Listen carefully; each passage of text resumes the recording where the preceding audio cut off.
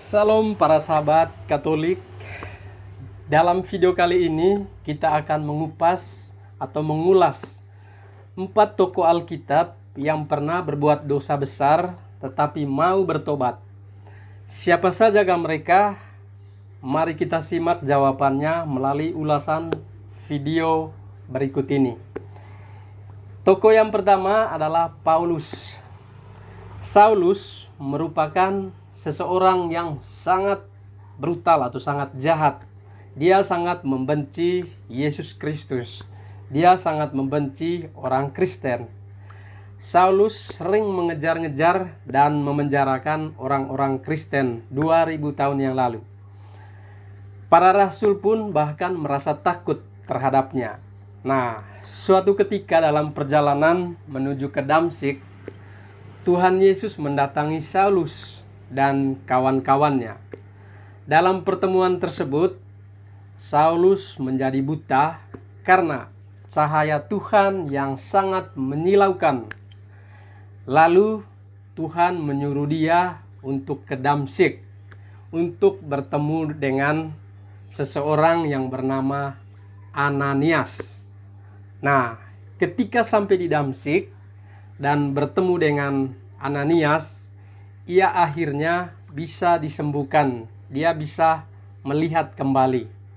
Nah, para sahabat, kejadian ini membuat Saulus bertobat dan dibaptis menjadi saksi Tuhan Yesus. Yang dahulu namanya adalah Saulus, kemudian mengganti namanya dengan Paulus. Dan Paulus adalah menjadi pewarta Injil kepada orang yang bukan Yahudi. Tokoh yang kedua adalah Sakeus. Sakeus dikenal sebagai pemungut cukai yang kaya raya dan bertubuh pendek.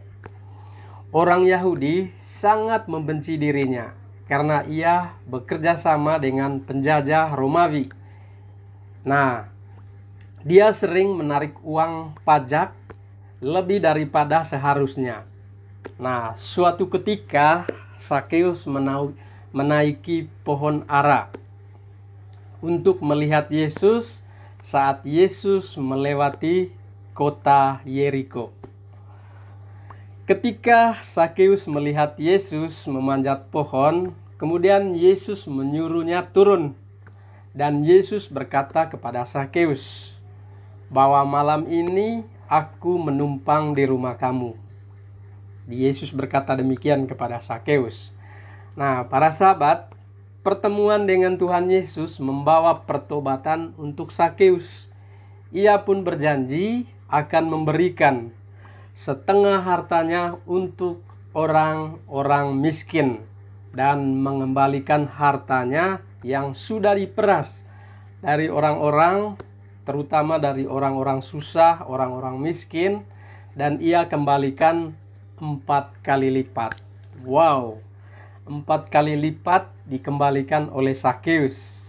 Kemudian tokoh berikutnya adalah yang ketiga, tokoh Daud. Daud adalah seseorang yang berkenan di hati Tuhan. Bahkan dia pernah melawan raksasa Goliat. Oleh karena penyertaan Tuhan, lalu Daud pun menjadi raja Israel yang kedua menggantikan Raja Saul. Namun, setelah menjadi raja, Daud sempat mengecewakan Tuhan. Apakah itu? Daud melakukan dosa perzinahan. Daud secara tidak sengaja melihat Batseba, perempuan yang sangat cantik pada zaman itu, yang sedang mandi. Daud tergila-gila dengan wanita tersebut. Dan Daud mengetahui bahwa Batseba sudah menikah dengan prajuritnya, teman dekatnya sendiri, namanya Uria. Uria sibuk dengan peperangan pada zaman itu. Dan Daud yang tidak ikut perang, dia terus berzina dengan istri Uria. Nah, ketika Batseba hamil, istri Uria, lalu Daud segera menyuruh Uria untuk pulang ke rumah, yaitu ke Yerusalem. Namun Uria enggan untuk pulang lantaran ia ingin maju berperang. Nah, Daud akhirnya melancarkan rencana liciknya.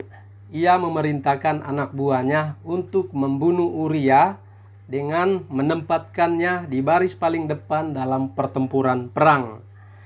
Dan ketika Uria mati, Daud pun mengambil istrinya yang bernama Betseba sebagai istri Daud.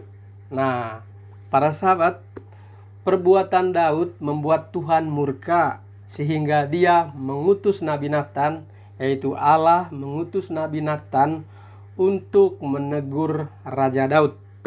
Dan setelah mendengar teguran tersebut, yang luar biasanya, Daud meminta ampun kepada Tuhan. Dan Daud pun bertobat. Tuhan mengampuni kesalahan segala dosa-dosa Daud. Namun Daud harus menerima hukuman. Hukuman apakah itu? Nah, anak Daud pun meninggal dunia. Itu karena akibat dosa persinahan yang telah dilakukan oleh Daud bersama istri sahabatnya, yaitu Uria bernama Betseba. Tokoh yang terakhir para sahabat yaitu Yunus.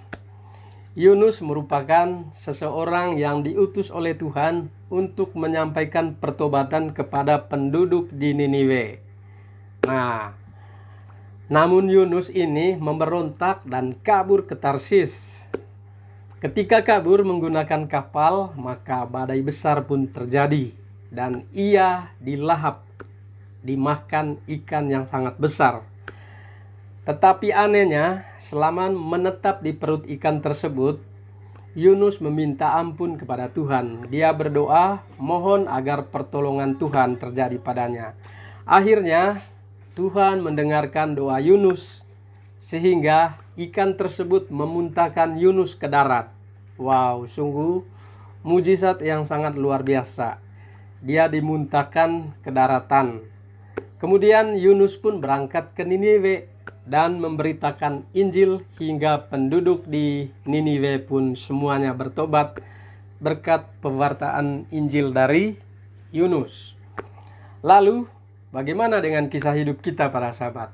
Apakah kita sudah meneladani seperti keempat tokoh di atas yang mau hidup bertobat, hidup radikal untuk tetap setia dan taat kepada Yesus Kristus? Semoga melalui 4 kisah tokoh yang ada di dalam Alkitab kita, yang walaupun mereka adalah orang yang sangat terkenal sebagai manusia pernah melakukan dosa, tetapi mereka mau bertobat dan mau kembali kepada jalan yang benar. Nah, para sahabat, demikian untuk video 4 teladan hidup dari tokoh Alkitab kita. Semoga bermanfaat. Tuhan kita Yesus Kristus selalu menyertai kita. Amin.